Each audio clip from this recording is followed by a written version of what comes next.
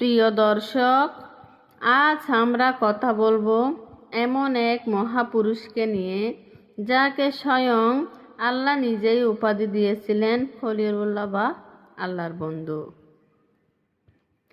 যার আদেশের উপর ভিত্তি করে দাঁড়িয়ে আছে আজকের ইসলাম ধর্ম এবং পবিত্র হজের বিধান। হ্যাঁ, আমরা কথা বলছি মুসলিম জাতির পিতা হযরত ইব্রাহিম আলাইহিসসালামকে নিয়ে। কিন্তু আপনারা কি জানেন কিভাবে এক মূর্তি পূজারী পরিবারে জন্ম নিয়েও তিনি সত্যের সন্ধান পেয়েছিলেন? কিভাবে এক অহংকারী রাজার বিশাল অগ্নিকুণ্ড তার জন্য ফুলের বাগান হয়ে গেছিল? আজকে আমরা জানব তার জীবনের সেই রোমাঞ্চকর ঈমান জাগানো ইতিহাস। আজ থেকে হাজার হাজার বছর আগে ইরাকের বাবেল শহরে জন্মগ্রহণ করেন হযরত ইব্রাহিম আলাইহিসসালাম। তার পিতা আজর ছিলেন তৎকালীন সময়ের একজন নামকরা মূর্তি নির্মাতা ও পূজারী।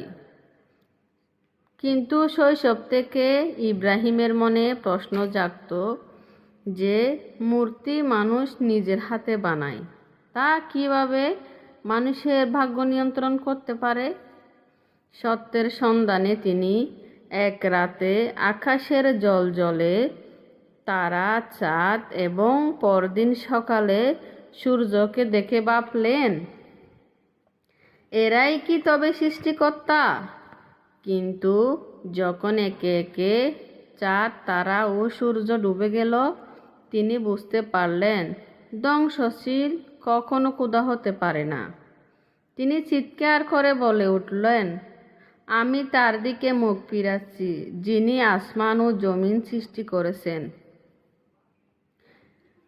এক উৎসবে শহরের সব মানুষ যখন বাইরে যায়, তখন ইব্রাহিম আলাইহিসসালাম কুড়াল দিয়ে মন্দিরের সব মূর্তি ভেঙে ফেলেন এবং কুড়ালটি বড় মূর্তির কাঁধে রেখে দেন। এই অপরাধে তৎকালীন অহংকারী রাজা নমরুদ ক্ষিপ্ত হয়ে ওঠে। ইব্রাহিম আলাইহিসসালামকে শাস্তি দিতে তৈরি করা হয় এক বিশাল অগ্নিকুণ্ড, যার উত্তাপ ছিল কল্পনাতীত। তাকে যখন আগুনের মাঝে নিক্ষেপ করা হয়, তখন এক অলৌকিক ঘটনা ঘটে।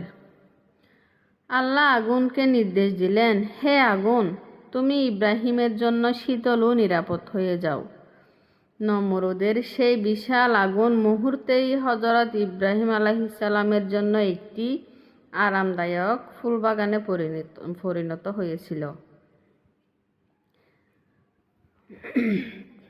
দেশ থেকে হিজরতের পর দীর্ঘকাল নিঃসন্তান থাকার পর বৃদ্ধ বয়সে তিনি পুত্র সন্তান ইসমাইল আলাইহিসসালামকে লাভ করেন।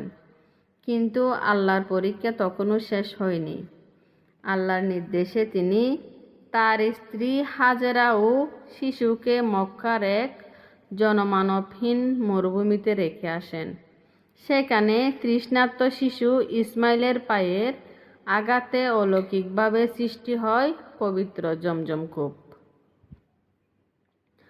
পরবর্তীতে ইসমাইল আলাইহিসসালাম যখন কিশোর বয়সে পদার্পণ করেন, তখন আল্লাহ স্বপ্নে ইব্রাহিম আলাইহিসসালামকে তার প্রিয়তম পুত্রকে কুরবানি করার নির্দেশ দেন। পিতা ও পুত্র দুইজনেই আল্লাহর আদেশে সানন্দে রাজি হন। কিন্তু যখন ইব্রাহিম আলাইহিসসালাম পুত্রের গলায় ছুরি চালাতে গেলেন, আল্লাহর কুদরতে সেখানে একটি দুম্বা কুরবানি হয়ে যায়। এই মহান ত্যাগের স্মৃতিতেই আমরা প্রতি বছর ঈদ উল আজহা পালন করি। জীবনের শেষ ভাগে পিতা ইব্রাহিম ও পুত্র ইসমাইল আলাইহিসসালাম মিলে আল্লাহর ঘর পবিত্র কাবা শরীফ পুনর্নির্মাণ করেন। হযরত ইব্রাহিম আলাইহিসসালাম এর পুরো জীবনটাই ছিল ত্যাগ, ধৈর্য ও আল্লাহর প্রতি অবিচল বিশ্বাসের এক অনন্য দৃষ্টান্ত। প্রিয় দর্শক, হযরত ইব্রাহিম আলাইহিসসালামের এই ঘটনাটি আপনার মনে কেমন দাগ কাটল? তা কমেন্ট করে জানান। ভিডিওটি ভালো লাগলে একটি লাইক দিন এবং এই রকম আরও ইসলামিক ভিডিও পেতে আমাদের চ্যানেলটি সাবস্ক্রাইব করে রাখুন। দেখা হবে পরবর্তী ভিডিওতে। আসসালামু আলাইকুম।